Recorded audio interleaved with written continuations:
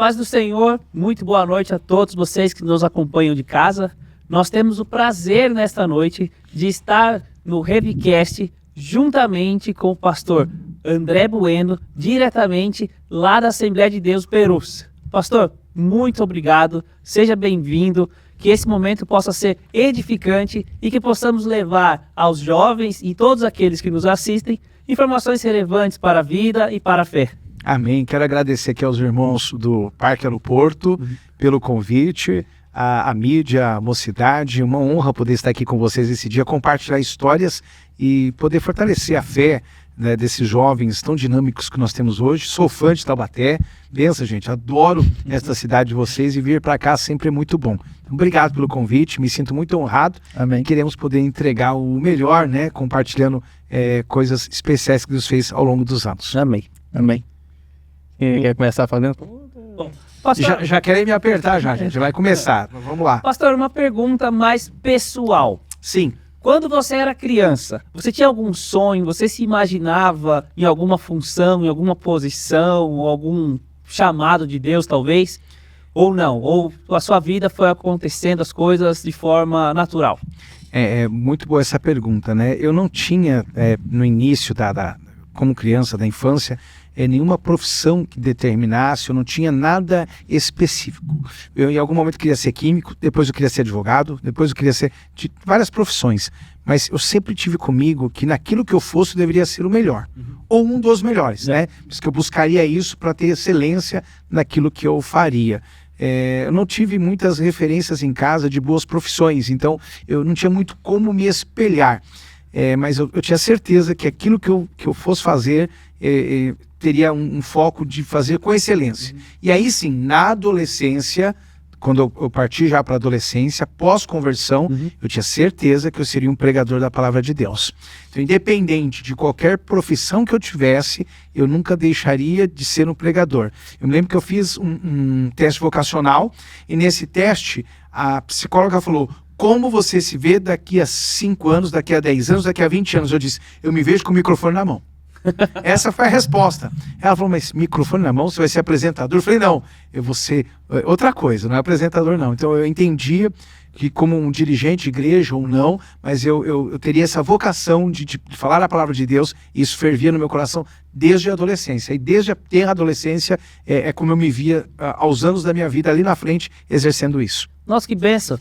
É legal porque hoje nós aqui trabalhamos com jovens e nós vemos muitos deles tendo essa dúvida. No seu caso, você já fervia no seu coração o seu chamado para ser um pregador do evangelho. Certeza absoluta. Eu tinha no meu coração também que eu poderia ser um pregador e, de forma intencional, alinhar uma profissão ou ter uma outra forma de poder manter a minha família, né? Eu me lembro de ver muitas vezes alguns pastores com dificuldade financeira. Eu pensei: não, eu quero ser um pregador, mas que eu não dependa da igreja somente, né? Dependo de Deus, dependo de Cristo, do sangue, da fé, mas não da igreja necessariamente para algumas situações. Então eu sabia que eu teria uma outra profissão, mas a direção da palavra era muito clara para mim. Eu me converti com 16 anos. Então, quando eu entrei, eu já entrei engatando a terceira, acelerando, e isso eu tinha certeza absoluta. O resto seria acrescentado, mas eu buscaria o reino dos céus e a sua justiça. Isso era muito claro para mim. Pegando um gancho do que o senhor falou, como foi a sua conversão? Minha conversão foi muito legal, porque meus tios, meus pais, eles sempre trabalhavam e eu ficava sozinho em casa durante a semana. E nos finais de semana, eu estava com a minha família. Quando chegava o período das férias escolares, que eram férias longas das escolas públicas, 30, 60, 90 dias quase ali, né, meus pais não tinham com quem me deixar. Então eles me deixavam na casa de tios meus que eram evangélicos. Seja na cidade de Biúna ou Ubatuba, aqui pertinho, né, caminho de vocês. E lá eu aceitava Jesus todas as vezes que eu estava de férias. Meus primos faziam uma pressão em mim, falavam do inferno, eu ficava com medo e tinha que aceitar Jesus, não tinha jeito.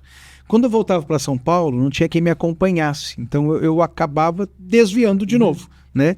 Quando eu recebi um convite, isso faz parte do meu testemunho, para uma moça que queria me ensinar a aprender a Bíblia, estudar a Bíblia. Foi quando eu me tornei uma testemunha de Jeová. E ali eu frequentava o Salão do Reino, fazia os trabalhos no Salão do Reino, e Deus fazendo promessas, usando pessoas para falar comigo. Nesse meio tempo, minha mãe e meu pai se separam. Então, no meio dessa crise familiar, a minha mãe volta para a igreja. Então, ela por entrar em depressão, ela volta para a igreja. E quando ela volta, ela começa a orar. Eu e minha casa serviremos ao Senhor,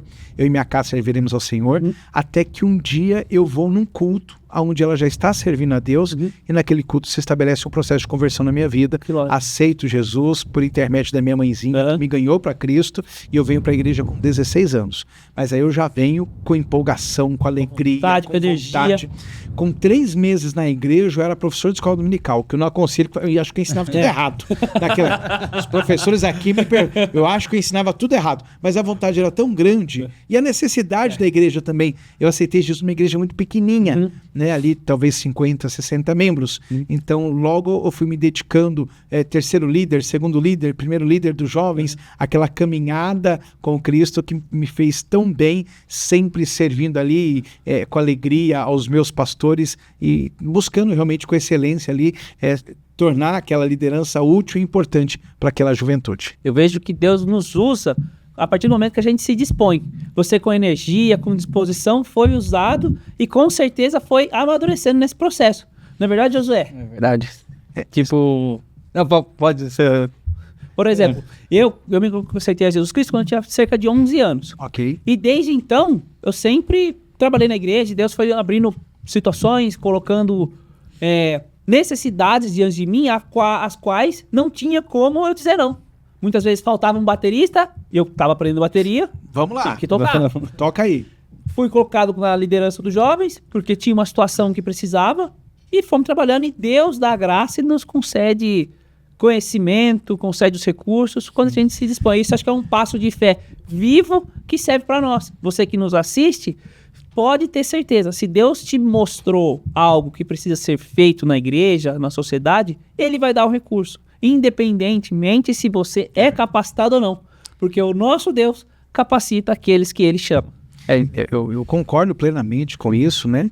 Até porque nós temos na igreja pessoas muito preparadas que hoje alegam não ter tempo para a obra de Deus.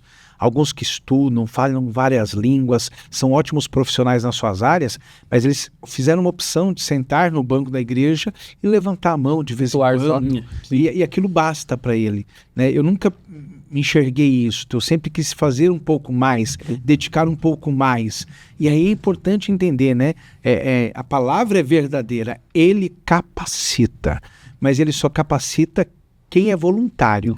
Então, primeiro você vai se voluntariar, você vai aceitar cuidar das ovelhas, para depois você ter capacidade de vencer o lobo e vencer o urso. Nunca é o contrário. Exatamente. Nunca é o contrário. Não, Deus falou que agora eu sou sniper, então já posso assumir. Não. Primeiro você aceita o desafio e no meio do caminho ele vai te capacitando. E aí eu desafio você, jovem que está nos ouvindo, quando a sua liderança te procurar, para te posicionar de uma forma diferente, não é seu líder, não é seu pastor, é o céu que está escolhendo você. Não diga não para o céu. Amém. É verdade. Uma outra pergunta relacionada também ao seu trabalho. Sim. A gente sabe que você está à frente do trabalho com adolescentes do campo. E como tem sido esse desafio para o pastor? Como você, eu fui colocado às pressas, na fogueira. Né? Pegaram e jogaram lá. Quem tem? É o André, põe ele aqui. Mas justo eu.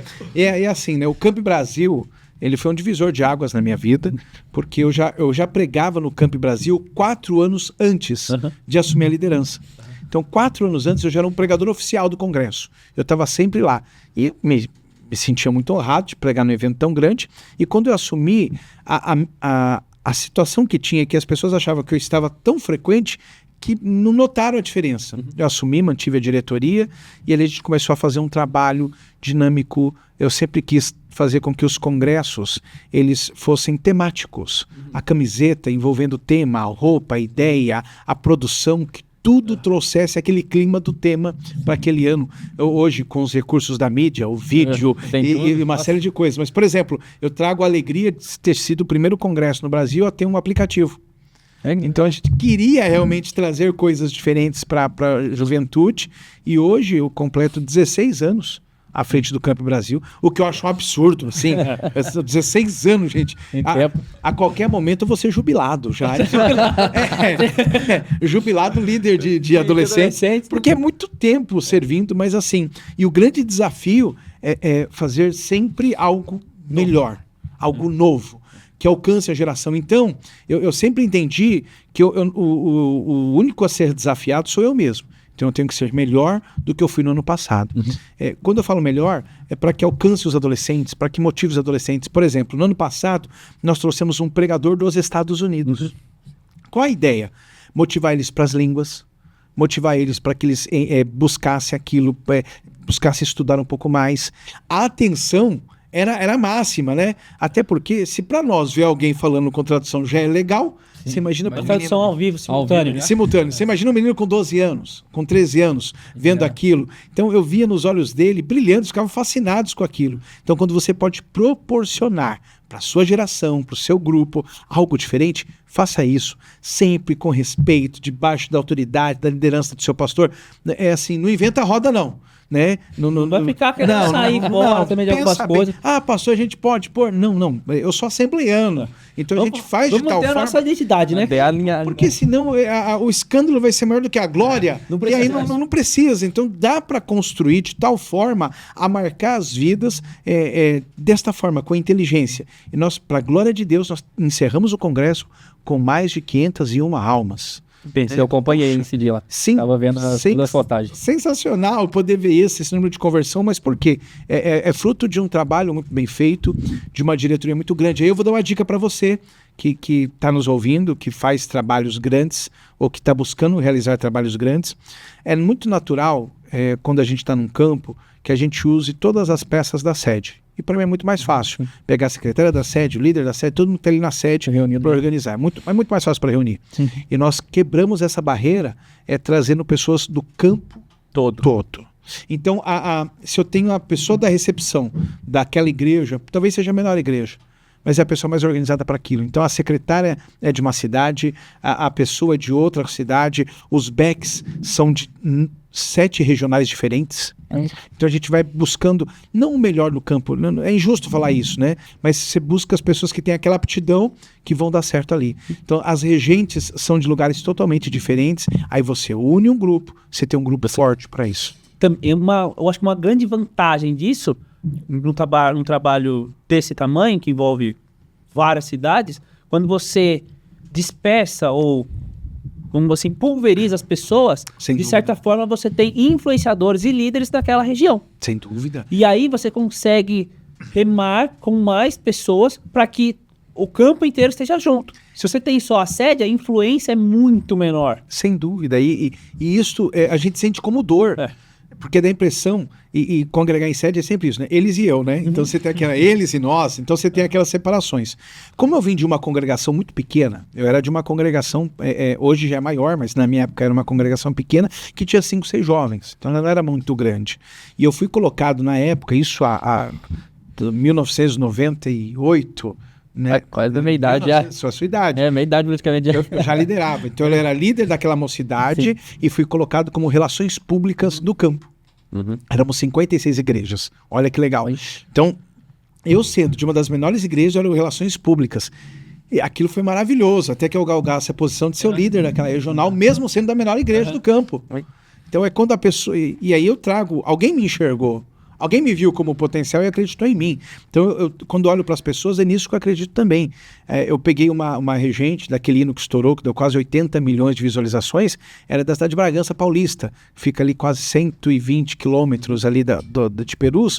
Ou seja, eu pegar uma líder que está a 120 quilômetros, uma regente, é pedir para ter dificuldade. Ela está distante. Eu sei que vai ter um ensaio que ela não vai poder vir, vai ter uma reunião que ela não vai poder vir, estuda na faculdade, mas aí a gente conversa com o pai, conversa com a mãe, conversa com o pastor, se for o caso, conversa com o noivo, vocês estão prontos para assumir a responsabilidade? Estamos. Então vem para cá para fazer parte desse grupo.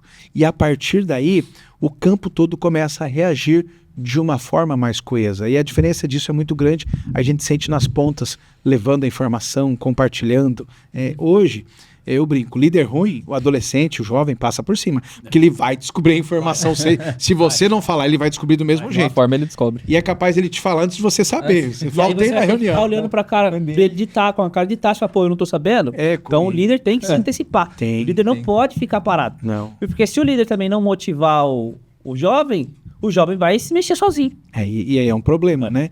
Eu sempre digo, se o seu liderado está muito melhor do que você, preocupe-se Tem coisa errada. se talvez o seu tempo já passou. Eu sou muito claro com isso, né? Então você tem que realmente carregar motivação, reunião, organização, trabalhar tudo isso. Ah, mas sozinho eu não consigo. Ninguém te chamou para fazer nada sozinho. A gente está aqui hoje no podcast, tem o pessoal da equipe, tem um que já tiraram foto aqui, alguém colocou água no meu copo, não fiz nada, eu só estou sentado aqui, gente. Já tinha tudo preparado, bonitão, pensa num lugar lindo. Vem visitar o podcast aqui, realmente o estúdio PA é top. O senhor estava comentando lá da Regente lá, aquele vídeo lá, mostrei pro pessoal da mídia, pastor, que ele marcou as meninas aqui tudo, Glória praticamente inteiro, que até com o pastor Thiago Bergamino mostrei pra ele no dia. Ele ficou encantado do jeito que a regência fez, o jeito que trabalhou. A gente fica encantado literalmente com a liderança do senhor lá da igreja do Perus lá. O pessoal é muito esforçado, né? Hoje nós temos, e é uma coisa legal, nós temos hoje na mídia da igreja, da sede, para os grandes eventos, 120 voluntários. Isso. Então a gente divide em horários e tempos para que cada um possa estar absorvendo, e dali já treina outro, e dali já serão alguns profissionais que foram contratados pelo mercado. Verso. Gente que aprendeu e já. O mercado contratou. Já chamou, já. Porque você vai ganhando experiência dentro da igreja. Dentro da igreja. E eu vejo não só na mídia isso. Por exemplo, se a pessoa está trabalhando, às vezes, numa relações públicas, se a pessoa está trabalhando numa parte de secretaria, tudo isso serve como um estágio para uma função lá Futura, fora. né? Seja numa coordenação de uma empresa, seja numa liderança, seja em qualquer área. A igreja é uma verdadeira escola. E, pastor, pegando um pouco do que o senhor falou antes, o senhor falou que ficou 16 anos na frente desse trabalho com os adolescentes. E eu achei fantástico o que o senhor falou a respeito de trazer um pregador americano, que é uma experiência muito positiva que você teve. E agora, teve alguma experiência que você falava, olha, nesses 16 anos eu poderia ter feito isso diferente? Para servir de lição, tanto para mim, que estou à frente do trabalho de jovens, quanto para outras pessoas que estão nos assistindo? Acho que são várias. Nós cometemos vários erros, né? Talvez o primeiro grande erro, né? Eu brinco, eu sou um pastor de adolescentes. Aí eu quero trazer o Álvaro Tito para cantar. Não dá certo, né? Então, não, mas o Álvaro Tito é top. Não, é top, mas vai atingir preconceituoso. Né? Então, é isso. Quando você, líder, pensa em você, nos seus amigos, para criar um relacionamento, você corre o risco de não alcançar o objetivo. Então, já teve vezes de eu trazer pessoas que não foi muito o jeitão do adolescente. E um problema que nós temos crônico no Brasil, faltam pregadores para adolescentes. Não sobram, faltam. Às vezes você liga para o irmão, você vai pregar para adolescente, fala, eu vou pregar e vai ser mocotó, vou dar uma feijoada para eles. Eles estão prontos para ouvir uma palavra mais dura, uma mensagem, mas às vezes eu sinto falta de alguém que use a linguagem deles para gravar, né? Para falar do jeito deles, né? Às vezes, eu tenho até pastores que falam assim, você é a favor de piada no púlpito. Não é isso, gente. Mas é uma conquista, é uma brincadeira, é um jeito de falar. Ninguém está fazendo chacorrice no púlpito, ninguém está fazendo...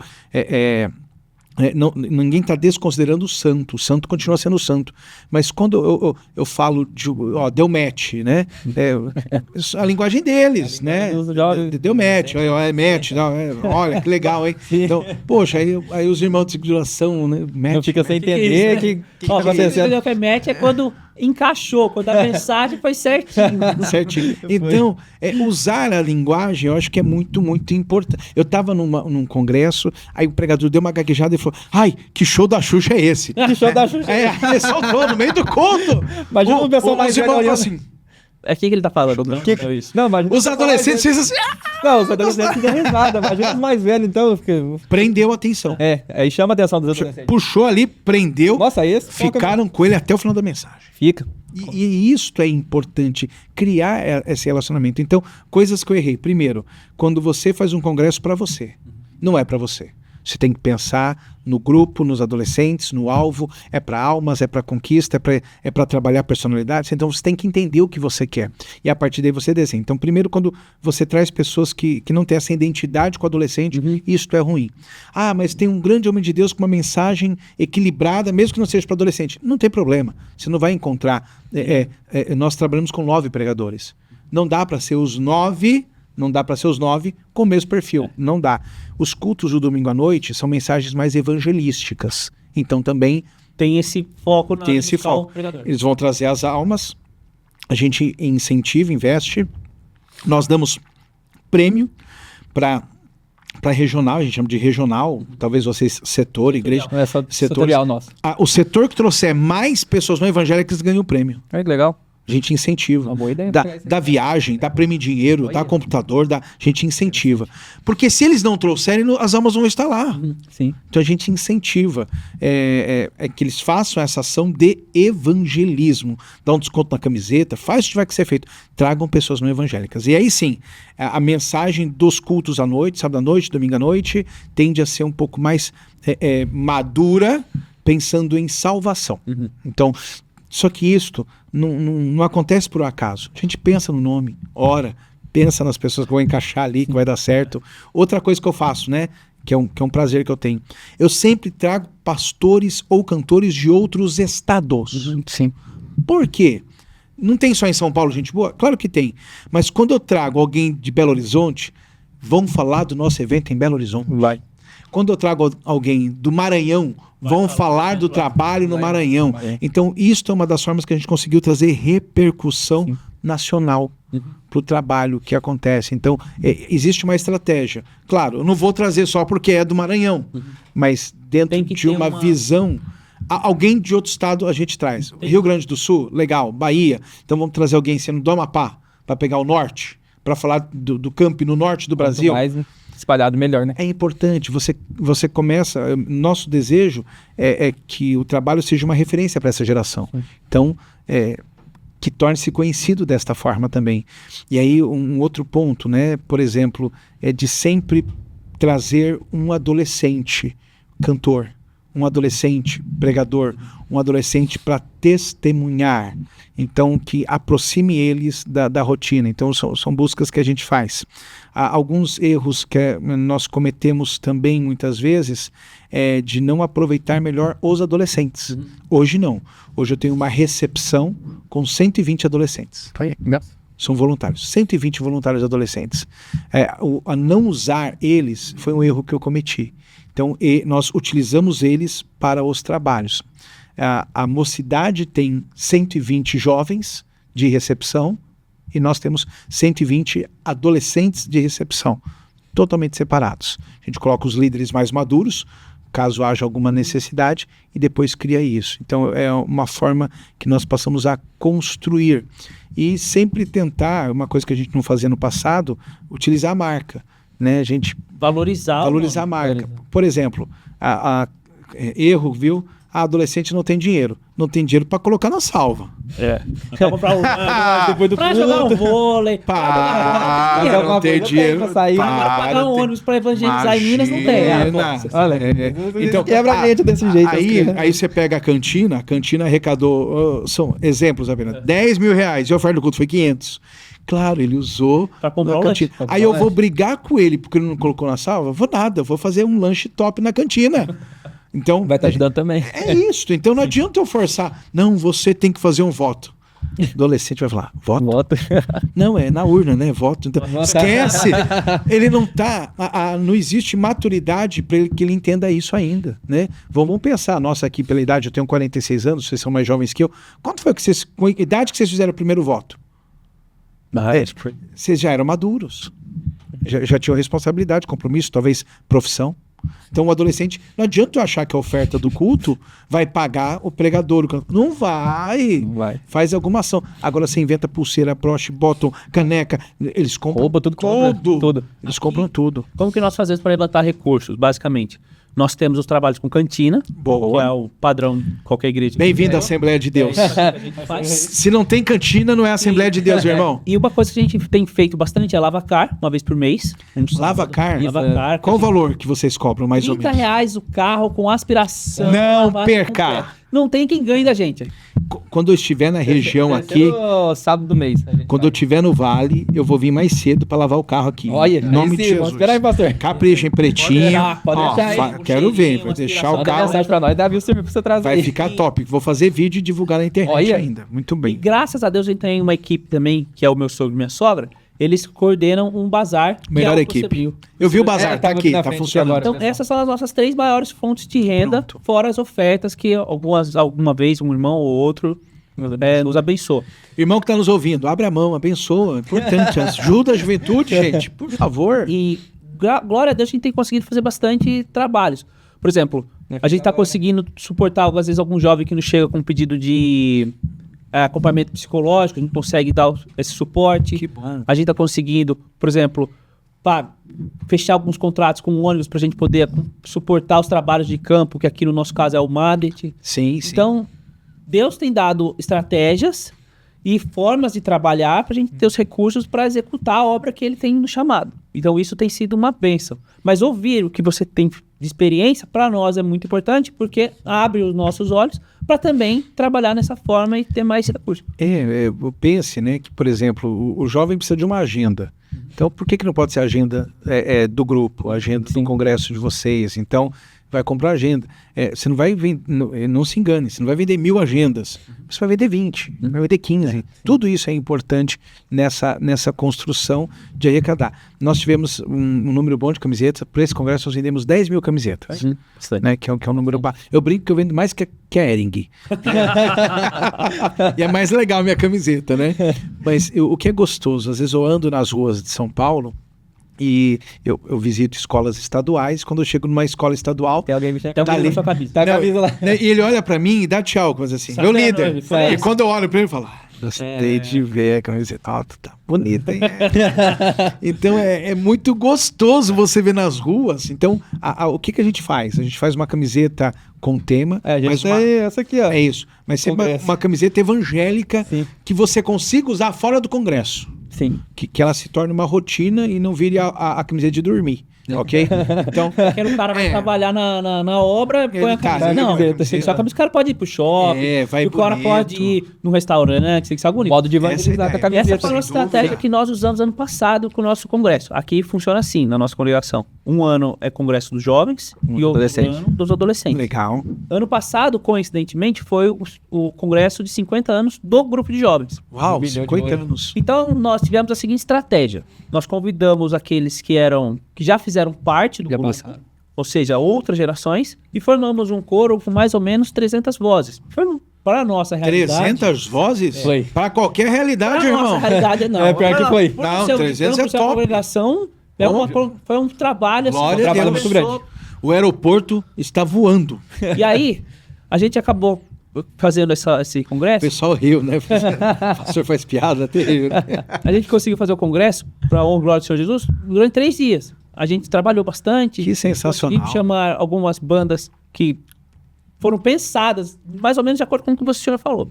Estratégico ali, né? Estrategicamente. Uma mais voltada para quem era uma juventude mais atual, outra para uma juventude que era um pouco mais antiga, da época de 90, e outro para quem era jovem há muito mais tempo. É isso. Então a gente chamou o Nani Azevedo para o domingo, o Coral Resgate para o sábado e uma banda chamada One Service para sexta. Tá sexta. Legal. E os pregadores, todos na mesma linha. E foi um excelente momento onde o pessoal viu e conseguiu se identificar com o grupo. E a camisa marcou, porque a gente fez essa estratégia. Todo mundo usa Parabéns. ainda até hoje. Não, e ela tá bonitona ainda, Tá. né? Você vê, faz uma coisa de qualidade um pouco Qualidade melhor, fica. o pessoal vai usar, né? Então foi algo Eles que usam até hoje ainda. a gente trabalhou bastante, deu bastante trabalho, mas foi muito bom. Vidas foram salvas, transformadas, que era o Pessoal, principal. tanta gente. Nossa, nesse dia, Paulo, cansou, mas Deus A gente recompensou. trabalhou bastante. Nossa, eu falei pro pessoal, nunca trabalhei tanto assim, 3 dias, pastor, literalmente, quase sem dormir. Pra fazer tudo pra Deus, meu. Falei, Paulo, é que você... E dá tempo de entregar, né? Porque Não, e conseguimos. é rápido, né? É rápido. Não, foi assim, né, usou 2 telão, nossa, encheu aqui, pastor, nossa, foi uma benção. O Jardim Aeroporto, você que não conhece, vai ouvir o podcast, né? Ele tem essa característica de fazer grandes trabalhos, um pessoal de muita oração. Parabéns, pessoal do aeroporto. Já preguei no aeroporto. Já, sei. Eu preguei na pandemia. Eu vim aqui na pandemia. Na pandemia? Tinha poucas pessoas, evidentemente, mas a gente veio pregar aqui na pandemia, eu me lembro bem. E foi legal, porque o Thiago Bergamin, ele estava aqui, e aí o pastor Thiago viu, gostou, e pelo culto de 15 pessoas que eu vi, 30, pouca gente, ele me chamou para o Madet, que aí eu preguei no Madet, o Nadet, aí abriu o campo de Taubaté para mim. Sim. Você vê aqui que coisa, você vê numa congregação, na pandemia, tá vazio, mas você cria uma relação. Sim. E daí depois, hoje eu prego em diversas igrejas de Taubaté e eu me sinto em casa, né? O pastor Luiz Francisco é um amigo, tem muitos pastores que são meus amigos aqui, eu me sinto realmente em casa. Prego naquele trabalho da praça, como é que chama? O Impacto. O Impacto, eu já preguei uns 4 impactos também. Eu lembro bem de ser lá. É muito legal, eu amo realmente estar em Taubaté e o aeroporto tem realmente uma condição muito especial, né? Deus tem usado muito vocês, parabéns. Então, muito obrigado, pastor. Com certeza esse sentimento é fraterno, ele é recíproco, porque além de sermos irmãos em Cristo, somos assembleanos e trabalhamos junto próprio do Senhor, né? Pastor Carlos de Coatão fala que nós somos um dos tais. Um dos tais? Pastor, mudando um pouco, saindo talvez para esses últimos 10 minutos do nosso bate-papo, falando um pouco de carreira profissional. Ok. Nós sabemos, e é público, que o senhor é um deputado. Isso. Como que o senhor entrou nesse meio político? Como foi essa, vamos dizer assim, não digo chamado, mas essa vocação, como foi? Vamos lá, preciso trazer um pouquinho antes, né? Embora eu seja deputado, eu sempre fui empresário. Eu abri minha empresa muito novo, eu tinha 18 anos, e aí eu tive uma oportunidade, eu trabalhava num grupo grande, e houve uma dissolução da sociedade, e o meu patrão me chamou para ser sócio dele. Então nós abrimos uma empresa há bastante tempo, a empresa completa agora 30 anos. Então, que é uma vida praticamente, inclusive antes de eu me converter. E depois que eu comecei a me dedicar nessa empresa, né, perdão, não foi antes de me converter, eu já estava há 2 anos na igreja. E aí eu comecei a me dedicar na empresa e Deus foi abençoando essa empresa. Começamos com 2 pessoas e cresceu muito. E em todo o tempo eu trabalhava nesse escritório, em todo o tempo, inclusive eu tenho uma filial em São José dos Campos, fica aqui do lado, e todo o tempo servia na igreja. Então, aulas da igreja de liderança eu levava para a empresa e aulas da empresa de hierarquia, de responsabilidade, de vida financeira, eu tentava trazer para a igreja, ia fazendo aquele trabalho híbrido. E em um determinado momento, meu pastor, ele teve uma dificuldade, ele precisava de uma representação. E não tinha um representante. E aí ele pegou uma mesa grande com um monte de pastores assim, hoje nós sairemos daqui com um candidato a deputado estadual. Quem aqui quer ser candidato? Com sabedoria, os 10, 12 homens que estavam lá, não abaixou a cabeça. Imagina esse negócio, imagina, né? Isso não, né? Aí ele olhou, não tem ninguém? Então tá bom, então eu vou escolher. Irmão André Bueno. Nossa. Irmão, assim, na lata, assim, eu já fiquei branco, vermelho, cor de rosa, todas as cores rápidas assim. Eu falei, meu Deus, eu falei, pastor, o que é isso? Aí eu falei, não, André, a gente precisa de alguém sério para nos representar. Eu falei, pastor, mas eu nem sei onde é a Câmara dos Vereadores, eu não sei onde é a Assembleia Legislativa. Eu falei, por que você não sabe? Eu falei, não tenho o que fazer lá, eu sou intencional. Eu vim aqui porque eu tenho um propósito no Jardim Aeroporto hoje, eu não estou andando, eu estou passando em Taubaté, esbarrei aqui, caí sem querer, não. Aí ele falou, então, mas é bom assim mesmo, que você, na política fala, você é barriga verde, não tem tanta experiência, porque você vai fazer a coisa certa. E aí eu fui representando a minha igreja, o meu grupo de igreja. Na primeira campanha, em 2018, eu fiz 32 mil votos, que para uma primeira campanha é uma votação muito expressiva. Eu não tenho um parente político, não tinha um cargo, não tinha absolutamente nenhuma experiência. Nenhuma experiência. Foi quando o grupo entendeu que eu tinha vocação para aquilo, porque o resultado foi muito bom. Daí eu me organizei, em 2020 lancei candidatos à vereança em várias cidades e fiz 9 vereadores. E já organizei um grupo. Em 2022 eu venho candidato de novo, mas com a bênção do meu pastor, para agregar e trazer outros ministérios, outros grupos, como por exemplo a própria igreja de Taubaté, que nos ajudou. E isso deu muito certo, né? E a gente já com essa identidade com os jovens, com os adolescentes, com as irmãs, aquela cara do seu irmão, não, meu irmão. E aí a igreja acreditou e nós conseguimos nos eleger como deputado estadual. Eu vou dizer que não era um sonho, não era meu objetivo, não era o que eu queria, foi uma missão que foi dada. Só que a igreja é uma coisa incrível. A irmã nunca foi regente. Ela nunca ergueu a mão. Ela nunca... Quando ela recebe a unção daquilo, a vida dela muda e parece que ela nasceu para exercer aquilo. Igreja tem essa situação. E aí, só para quem é da fé e acredita, que se eu contar esse outro ambiente ninguém acredita, com 12 anos de idade, eu estava em Ubatuba, né, na casa da minha tia, e aí um pastor Jorge, chegou, ele bicicleta Barra Forte, outro tempo. Barra Forte conhece? Eu conheço. Mas não andaram não, eles conhecem só de ver a foto, viu? Eu andei na Barra andei Forte. Você andou de Barra Forte? Ainda andei ainda. Então eles estão enganando aqui. Tem 15 anos aqui não. Aí o pastor Jorge chegou de Barra Forte e eu estava conversando com ele sentado no meio fio ali, na casa da minha tia, ali na calçada. Ele olhou para mim e falou, menino, você vai ser pastor. Olha. E ele foi andando e voltou. E falou, e você vai ser deputado. Que coisa linda. Durante 30 anos, eu esqueci da profecia. Ou mais de 30 anos. Eu esqueci. Depois que eu tinha assumido o mandato, depois de 2 anos, o senhor lembrou da profecia? Eu estava no carro, indo para Ubatuba, lembrei do pastor. Meu Deus. A profecia se cumpriu. Não, irmãos, é por isso que eu não mudo de religião, viu? Pensa num lugar que Deus age, trabalha. Hoje você não está enxergando nada. Aí, de repente, ele abre seus olhos e você vê. Então, servir a igreja, servir a igreja de Cristo, poder ajudar, ser relevante para as pessoas, ajudar em tudo que vocês possam imaginar, é um privilégio. Assim, eu me sinto honrado. E o mais legal, você que me ouve, menino pobre, que vem da comunidade, que morou talvez em alguns bairros extremamente perigosos, de pais separados. Então, todos os problemas, os possíveis complexos que vocês possam imaginar, eu tinha. E aí vem o Senhor e pega esse menino líder de jovens e diz assim, vou usar meu servo para ser um deputado no maior estado do Brasil e para mudar vidas. Então nós temos 40 milhões de habitantes no estado de São Paulo e nós temos 94 deputados apenas. Apenas 94. E acessível, né? Tá aqui, falando com os irmãos, e aí a igreja, isso é importante que você entenda e sirva para sua vida. De alguma forma a igreja ficou com medo quando eu me tornei deputado. Qual era o medo da igreja? Será que ele vai mudar?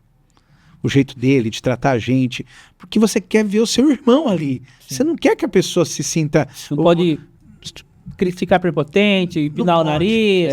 Que é o padrão. Esse é o pessoal tem esse medo. Que é o padrão, e tem esse medo. Mas será que ele vai continuar pregando? Será que vai mudar tudo? Irmão, eu oro por cura divina, eu oro por batismo espiritual. Eu subo no altar dependente de Deus. Sim. Mas quando eu chego na Lesp, eu também dependo de Deus. Claro que eu não sou um bobo. Você faz reunião, você articula, você busca, você constrói liderança. Mas o mais gostoso é isso, é formar um grupo e fazer liderança, que é o que a gente faz como líder de jovens. Sim. É isso. Hoje eu faço em escala.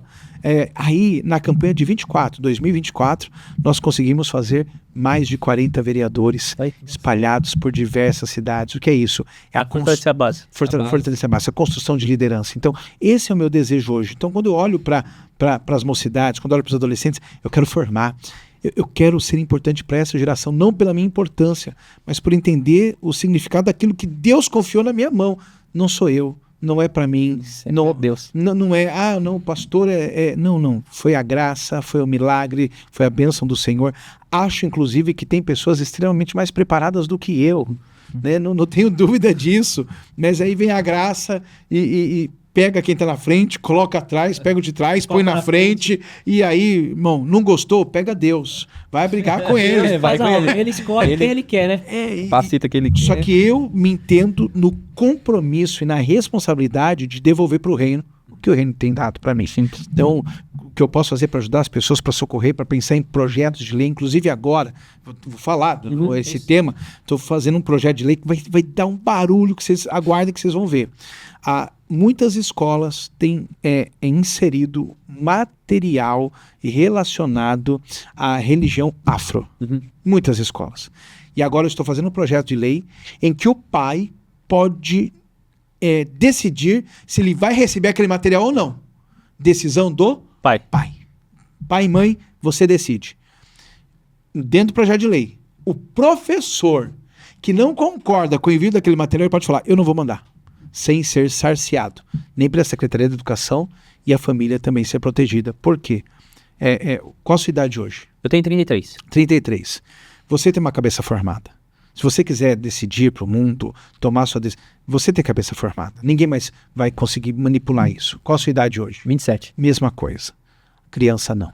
Criança, Molda ela. você molda, ele é um barro mole. Então, o que eu não quero que você ensine nas escolas que Jesus Cristo morreu na cruz. Não precisa.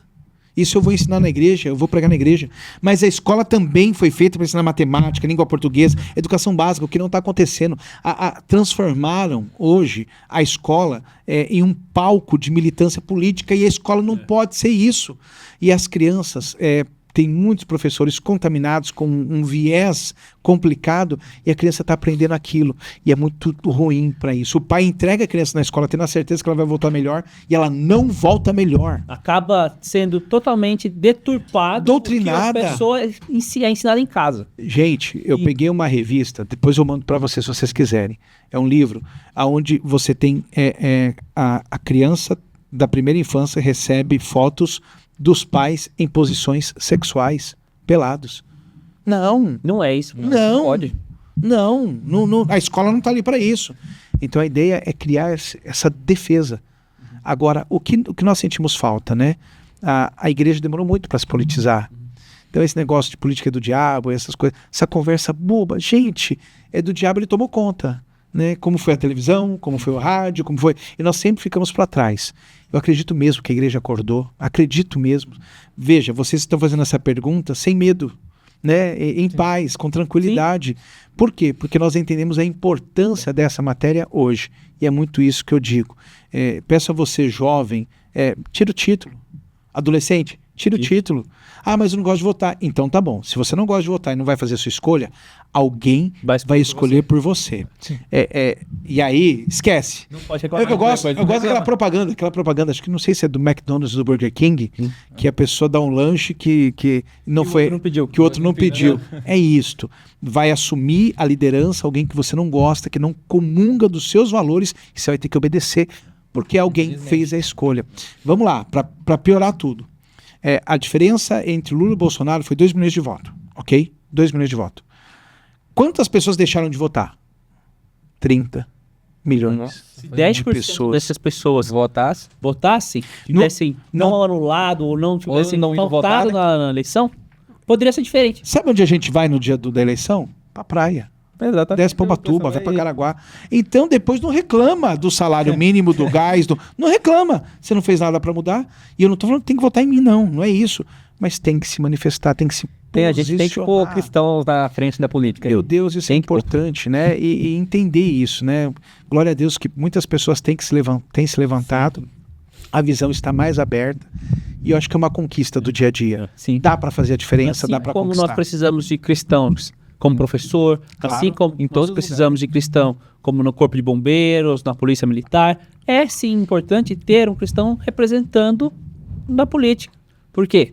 Porque ele vai representar os valores e muitas vezes até a nossa fé, vai defender posições através dos mecanismos que existem dentro da legalidade constitucional, que é o que o pastor acabou de falar sobre essa PL que ele está colocando ali na leste. É o meu instrumento para cuidar das crianças. Então hoje eu estou numa casa de leis, criei um instrumento para cuidar das crianças. E essa é a ideia, essa da construção. Aí agora eu tenho que buscar os meus pares, buscar os votos, buscar Sim. o grupo, buscar... Fazer toda a parte política. Política. Isso é política. Aí vai um deputado falar assim, se o senhor votar no meu, eu voto no seu. Vamos lá. Vamos. É isso, queremos construir, né?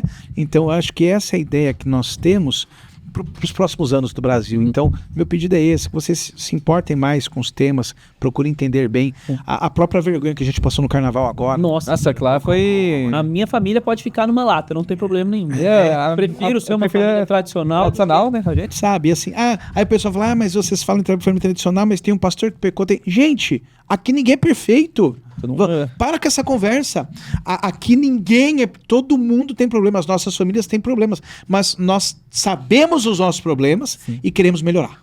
É essa a ideia. Ah, mas tem pastor que tem líder que tem. Claro que tem, sempre vai ter. O pecado, ele habita no nosso meio também, só que não é a regra. A regra é querer melhorar. A regra é querer que dê certo. Certo. Bom, pastor, eu quero agradecer mais uma vez pela participação Obrigado. do amado irmão. Para nós é uma honra tê-lo em nosso meio. Esse feliz. espaço que o senhor conseguiu A agenda, atender, esse foi para nós motivo de muita alegria e eu tenho certeza que quem está em casa gostou. E quem sabe a gente não combina um outro bate-papo. Vou trazer, prometo da próxima vez eu trago a minha esposa, viu? Se Deus Vou quiser. trazer a Midian aqui, porque ela é top. Midian é top. Já é. Eu sou casado há 23 anos e assim, eu amo demais minha esposa, nós temos 2 filhos e o meu filho mais velho namora com a moça aqui de Taubaté. Da Três Marias. Lá do Três Marias. Já tá avançado. Já tá avançado o trem aí, viu? Já Então, sabe quem eu já sou quase um Taubatexas. Taubatexas. Entendeu? Tô com vocês. Pastor, uma última pergunta. Pois não. Para quem tá ouvindo e refletindo sobre a família ou o chamado, qual o recadinho final você daria para começar a plantar um legado bom hoje com a fé e a ação? Amém. Acredite na família e acredite nas pequenas coisas. Eu não acho que em nenhum momento eu fiz algo grande que pudesse mudar a minha história. Eu acho que eu fiz muitas coisas pequenininhas que mudaram a minha história. E a melhor forma de você construir um legado é você acreditar nas pessoas. São as pessoas que fazem a história. São as pessoas que vão cuidar de você na sua caminhada. Faça o bem, plante. Lá na frente, a colheita será algo espiritual de Deus para a sua vida. Hoje eu encontro com jovens que eu fui líder, jovens que eu fui pastor, que anos depois, 10, 15 anos depois, pastor, só pode fazer meu casamento? Porque essa ligação, porque essa relação de amor e de verdade. Então plante isso agora para que isso se produza ao longo dos anos. Daqui a pouquinho o meu tempo vai passar, daqui a pouco eu faço 50 anos, daqui a pouco eu vou ser jubilado de verdade, então eu tenho que me preparar espiritualmente para isso, porque eu gosto muito de ser útil na obra do Senhor, mas está vindo uma geração muito forte, muito intensa, cheia de Deus, cheia de inteligência, cheia de IA, que vai nos ajudar. Use as ferramentas para a glória de Deus. Demonizamos a televisão e perdemos. A IA é boa, ela pode te ajudar sim. Ela não substitui o joelho no chão, mas ela pode te fortalecer para que você alcance o seu objetivo. Amém. Também. Mais uma vez, muito obrigado. Obrigado, Deus meus abençoe. Um abraço para sua esposa, para toda a sua família. E com certeza, vamos tentar marcar mais uma com o senhor. Estaremos juntos. Deus abençoe. Deus abençoe. Até mais. Até mais.